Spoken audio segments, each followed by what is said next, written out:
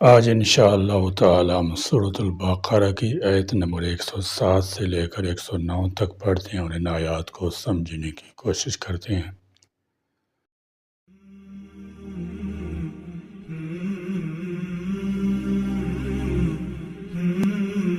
اعوذ باللہ من الشیطان الرجیم، بسم اللہ الرحمن الرحیم۔ ألم تعلم أن الله له ملك السماوات والأرض وما لكم من دون الله من ولي ولا نصير أم تريدون أن تسألوا رسولكم كما سئل موسى من قبل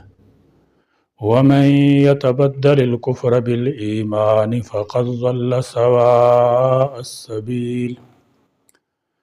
ود كثير من أهل الكتاب لو يردونكم من بعد إيمانكم كفارا حسدا من عند أنفسهم من بعد ما تبين لهم الحق فاعفوا واصفحوا حتى يأتي الله بأمره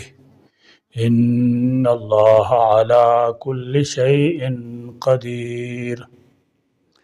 علم تعلم، کیا تو نہیں جانتا، ان اللہ کہ بے شک اللہ، لہو اس کے لیے، ملک بادشاہت ہے، السماواتی آسمانوں کی، والارض اور زمین کی، وما اور نہیں، لکم تمہارے لیے، من دون اللہ اللہ کے سوا، من ولی کوئی دوست، ولا اور نہ کوئی نصیر مددگار۔ علم تعلم ان اللہ له ملک السماوات والارض، اللہ تعالیٰ کو اختیار ہے کہ اپنے ملک میں جو چاہے جب چاہے قانون جاری کرے۔ جب کائنات میں تبدیلی ہوتی رہتی ہے، دن جاتا ہے، رات آتی ہے، سارے جہاں میں ہر طرح تبدیلی ہوتی رہتی ہے، تو شرعی قانون میں بھی تبدیلی ہو سکتی ہے، اور یہ تبدیلی مخلوقی مصلحت کی وجہ سے ہے۔ جب وہ مالک الملک ہے تو کیا اسے یہ اختیار حاصل نہیں کہ کسی حکم کو منسوخ کر دے یا تبدیل کر دے؟ معاذ اللہ، کیا وہ مجبور ہے کہ ہر حالت میں ایک ہی حکم کو جاری رکھے؟ اگر ایسا تسلیم کر لیا جائے تو پھر اس کی حاکمیت کو ثابت کرنا مشکل ہو جائے گا،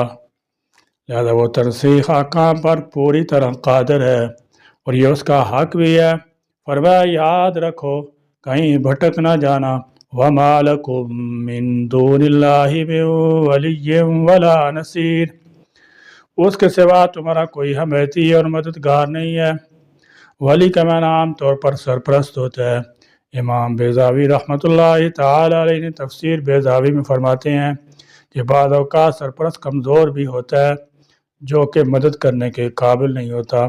مگر نصیر وہ ہوتا ہے جو فی الواقع مدد کے قابل ہو۔ دوسرے الفاظ میں سے یوں کہہ سکتے ہیں کہ ولی وہ ہوتا ہے جو زبانی طور پر مدد کرتا ہے، اور نصیر وہ ہے جو عملی طور پر مددگار ثابت ہو۔ گویا اللہ تعالیٰ ان دونوں صفات کا مالک ہے، وہ اپنی مخلوق کا ہر طرح مددگار ہے، وہ قادر مطلق بھی ہے اور علیم کل بھی ہے، جون سا حکم چاہے نافذ کر دے اور جسے چاہے منسوخ کر دے، اس کے ارادہ اور قدرت میں کوئی دوسرا مخل نہیں ہو سکتا۔ وہ خود ہی احکام جاری کرتا ہے اور اپنی مشیت سے بعض کو منسوخ کر دیتا ہے، اس پر اعتراض نامناسب ہے۔ ام تریدون، کیا تم چاہتے ہو، ان تسالو، یہ کہ تم سوال کرو، رسولکم، اپنے رسول سے، کما، جس طرح، سئیلا، سوال کیے گئے، موسیٰ من قبل، اس سے پہلے،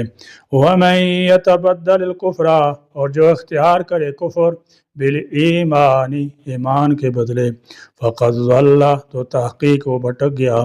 سواء السبیل، سیدھے راستے سے۔ اسلام سے متنفر کرنے کا دوسرا طریقہ جو یہود نے اختیار کیا وہ یہ تھا کہ مشگافیاں کر کے طرح طرح کے سوالات مسلمانوں کے سامنے پیش کرتے اور انہیں کہتے کہ اپنے نبی سے یہ بات بھی پوچھ کر بتاؤ اور وہ بھی اور یہ بھی۔ اس پر اللہ تعالیٰ نے متنبع کیا کہ یہود کی تو عادت ہی یہی رہی ہے، انہوں نے تو موسیٰ علیہ السلام کو مسلسل سوالات اور مطالبے کر کر کے تنگ کر دیا تھا۔ اس طرح کی مشگافیاں کافرانہ روش ہے، اور یہ کام ایسے لوگ کرتے ہیں جو اطاعت فرمانبرداری پر آمادہ نہیں ہوتے، اور رسول اللہ صلی اللہ تعالی وسلم نے صحابہ کرام کو بارہا متنبع فرمایا کہ قیل و قال اور بال کی کھال اتارنے کی وجہ سے پچھلی امتیں تباہ ہوئیں، لہذا تم ایسی باتوں سے پرہیز کرو، اور جن باتوں کو اللہ اس کے رسول نے نہیں چھیڑا ان میں خواہ مخواہ گریز نہ کرو۔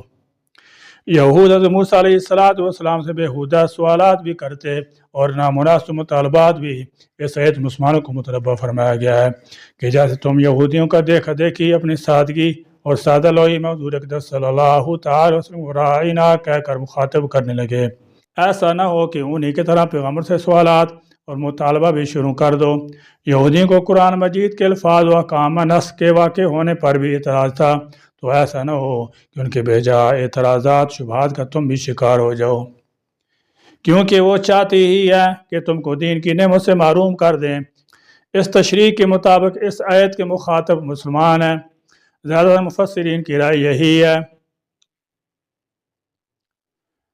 یعنی مشرف با ایمان ہونے کے بعد رسول کی شان میں کوئی گستاخی یا اعتراض کر گیا تو یہ راہ راست پا کر بھی اس سے محروم ہو جانا ہے۔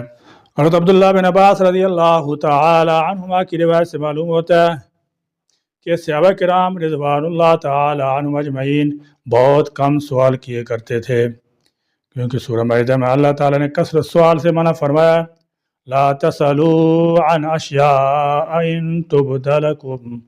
تسوکم وان تسألوا عنها حین ینزل القرآن تبد لکم، یعنی نزول وحی کے زمانے میں سوال نہ کیا کرو، اور بات چیت کے مطلب سوال کرو گے تو وہ ظاہر کر دیا جائے گا اور تم کو ناگوار گزرے گا، تمہارے لیے بدنامی کا باعث ہوگا۔ اس لیے صحابہ کرام رضی اللہ تعالی عنہ اجمعین کثرت سوال سے اجتناب کرتے تھے۔ حضرت عبداللہ بن عباس رضی اللہ تعالی عنہ ہی کا بیان ہے، وہ فرماتے ہیں کہ میں نے اصحاب محمد صلی اللہ تعالی وسلم سے بہتر کوئی قوم نہیں دیکھی، وہ حضور صلی اللہ تعالی وسلم سے سوال نہیں کیا کرتے تھے، ایسا کرنے سے ڈرتے تھے، ان کی خواہش ہوتی تھی کہ باہر کا کوئی اعرابی سوال کرے تو وہ بھی مستفید ہوں، خود سوال کرنے میں بہت محتاط ہوتے تھے۔ قرآن پاک میں کل 12 سوالات کا ذکر آتا ہے جو صحابہ کرام رضی اللہ تعالی عنہم اجمعین نے حضور اقدس صلی اللہ تعالی وسلم سے کیے۔ ان میں یسألونک عن الخمر اور یسألونک عن الیتامی اور یسألونک عن المخیض وغیرہ ایسے سوالات شامل ہیں۔ حضور نبی کریم صلی اللہ تعالی وسلم کا ارشاد گرامی ہے، اے لوگو فضول بے مقصد سوال نہ کیا کرو، کیونکہ پہلی امتیں بھی اسی وجہ سے ہلاک ہوئیں، کثرت سوال کی وجہ سے انہوں نے انبیاء کرام علیہ السلام سے اختلاف کیا اور ہلاک ہوئے۔ لہذا کثرت سوال سے بچو، ہاں کسی مسئلے تحقیق کے لیے یا کسی کام کے جواز یا عدم جواز کے لیے سوال کرنے کی ممانعت نہیں۔ زیادہ سوال کرنے میں قباحت یہ ہے کہ ہو سکتا ہے کہ اس سوال کا جواب تمہیں ناگوار گزرے یا بدنامی کا باعث ہو۔ اکثر سوال بعد نکتہ چینی یا اظہار ثانی کے لیے کیے جاتے ہیں، اس لیے منع فرمایا گیا کہ اے اہل ایمان تم یہود کی روش پر نہ چلنا اور کثرت سوال سے اپنے آپ کو بچانا۔ مسلمانوں کو سوالات کی ممانعت کی ایک وجہ یہ تھی کہ اہل کتاب مسلمانوں کو اکساتے تھے کہ اپنے نبی سے یہ سوال پوچھو، اور اس سے ان کا مقصد فتنہ پردازی ہوتا تھا۔ اہل ایمان کو یہ بھی نصیحت ہے کہ وہ یہودیوں کی باتوں پر اعتماد نہ کریں۔ پہلے گزر چکا ہے کہ لوگ سیر کرتے تھے، اس کے علاوہ اور بھی فضول باتیں کرتے تھے، جس سے مسلمانوں کے دلوں میں شبہ ڈالنا مقصود تھا تاکہ اہل ایمان اسلام سے دستبردار ہو جائیں۔ ان کی ساز سے محفوظ رہنے کے لیے فرمایا کہ ان پر اعتماد کرتے ہوئے بے معنی سوال نہ پوچھا کرو۔ اس آیت سے معلوم ہوا کہ کسی صحیح مقصد کے بغیر سوال کرنا ممنوع ہے، نیز فضول سوال کرنا بھی ممنوع ہے۔ لہذا عوام الناس کو چاہیے کہ اس بات کو پیش نظر رکھیں کہ علماء اور مفتیان کرام سے وہی سوال کیے جائیں جن کی حاجت ہو۔ زمین پر بیٹھ کر خواہ مخواہ چاند پر رہائش کے سوال نہ کیے جائیں۔ بعض علماء کو پریشان کرنے یا ان کا امتحان لینے یا ان کے لیے علمی ظاہر کرنے کے لیے سوال کرتے ہیں، یہ سب ناجائز ہے۔ ابو ہریرہ رضی اللہ تعالی عنہ سے روایت ہے، سرکار دو عالم صلی اللہ تعالی وسلم نے ارشاد فرمایا، میں تمہیں جس کام سے منع کروں اس سے رک جاؤ، اور جس کام کا حکم دوں اسے اپنی طاقت کے مطابق کرو۔ تم سے پہلے لوگوں کو میں ان کے سوالات کی کثرت اور اپنے انبیاء علیہ الصلوۃ والسلام سے اختلاف کرنے نے ہلاک کیا۔ اس سے یہ بھی معلوم ہوا کہ مسئلہ معلوم کر کے عمل کرنے کی بجائے خواہ مخواہ بال کی کھال اتارتے رہنا اور اپنے من پسند حکم کا مطالبہ کرنا یہودیوں اور مشرکوں کا طریقہ ہے۔ ہمارے معاشرے میں بھی لوگوں کی ایک تعداد ایسی ہے جن کی یہ خواہش ہوتی ہے کہ معاملات یا عبادات میں جو صورت انہیں درپیش ہے اس میں فتویٰ ان کی مرضی اور پسند کے عین مطابق ملے، اور اگر انہیں کہیں سے کوئی ایک ایسی دلیل مل جاتی ہے جو ان کے مقصد و مفاد کو پورا کر رہی ہوتی ہے تو وہ اسی پر اڑ جاتے ہیں، اگرچہ اس کے خلاف ہزار دلائل موجود ہوں، لیکن وہ چونکہ ان کی مراد کے خلاف ہوتے ہیں اس لیے انہیں قبول کرنے پر تیار نہیں ہوتے اور ان کے بارے میں طرح طرح کی الٹی سیدھی تعویلیں پیش کرنا شروع کر دیتے ہیں۔ اللہ تعالیٰ ایسے لوگوں کو ہدایت عطا فرمائے۔ ود کثیر، چاہتے ہیں بہت سے من اہل الکتاب، اہل کتاب میں سے، لو یردونکم، کاش وہ لوٹا دیں تمہیں، من بعد ایمانکم، تمہارے ایمان لانے کے بعد، کفارن، کفر کی حالت میں، حسدن، حسد ہے، من عند انفسہم، ان کی دلوں کی طرف سے، من بعد، اس کے بعد، ما تبینہ، جب کہ واضح ہو گیا، لہم الحق، ان پر حق، فاعفو، بس تم معاف کر دو، واسفحوا، اور درگزر کر دو، حتیٰ، یہاں تک کہ یاتی اللہ، لائے اللہ، بامرہ، اپنا حکم، ان اللہ، بے شک اللہ، علی کل شیء، ہر چیز پر، قدیر، اور خوب قادر ہے۔ اسلام کی کہانیت جاننے کے بعد یہودیوں کا مسلمانوں کے کفر اور ارتداد کی تمنا کرنا اور یہ چاہنا کہ وہ ایمان سے محروم ہو جائیں حسد کی وجہ سے تھا۔ اس سے معلوم ہوا کہ حسد بہت بڑا عیب ہے اور اس کی وجہ سے انسان نہ صرف خود بھلائی سے رک جاتا ہے بلکہ دوسروں کو بھی بھلائی سے روکنے کی کوشش میں مصروف ہو جاتا ہے۔ لہذا ہر مسلمان کو چاہیے کہ وہ اس سے بچنے کی خوب کوشش کرے۔ حضرت ابو ہریرہ رضی اللہ تعالی عنہ سے روایت ہے، رسول اللہ صلی اللہ تعالی علیہ وسلم نے ارشاد فرمایا، حسد سے دور رہو، کیونکہ حسد نیکیوں کو اس طرح کھا جاتا ہے جس طرح آگ خشک لکڑیوں کو، یا فرمایا گھاس کو کھا جاتی ہے۔ مستشرقین، جنہیں محقق اور ریسرچ سکالر کا نام دیا جاتا ہے، انہوں نے قرآن پاک اور حدیث نبی صلی اللہ تعالی وسلم پر بھی نکتہ چینی کی ہے۔ ان کا مقصد یہ ہے کہ کسی طرح مسلمان اپنے دین سے بدزن ہو جائیں۔ گلیڈ سٹون نے برطانیہ کی پارلیمنٹ میں برملا کہا تھا کہ محمد کی کتاب قرآن اور ان کی تلوار انسانیت کی دشمن ہے، والعیاذ باللہ۔ اس نے قرآن پاک ہاتھ میں لے کر کہا تھا، جب تک یہ کتاب دنیا میں موجود ہے یہ دنیا مہذب نہیں بن سکتی، لہذا اس کی عزت توقیر لوگوں کے دلوں سے مٹانا ہوگی۔ اس کا مطلب یہی تھا کہ قرآن پاک ایسی کتاب ہے جو فحاشی سے روکتی ہے، اور فحاشی اور عیاشی کے بغیر تہذیب نہیں آ سکتی۔ ان کفار کے نزدیک انسان فحاشی بے حیائی کے بغیر مہذب نہیں کھیلا سکتا، لہذا ان کی ہمیشہ سے یہ خواہش رہی ہے کہ کسی طرح قرآن پاک کو دنیا سے مٹا دیا جائے، ختم کر دیا جائے۔ مسلمانوں کو اسلام سے منحرف کرنے اور ان کے دلوں میں شکوک اور شبہات کے کانٹے چبونے کی یہ خواہش آپ صلی اللہ تعالی علیہ وسلم کے عہد میں تو یہودیوں کو تھی ہی،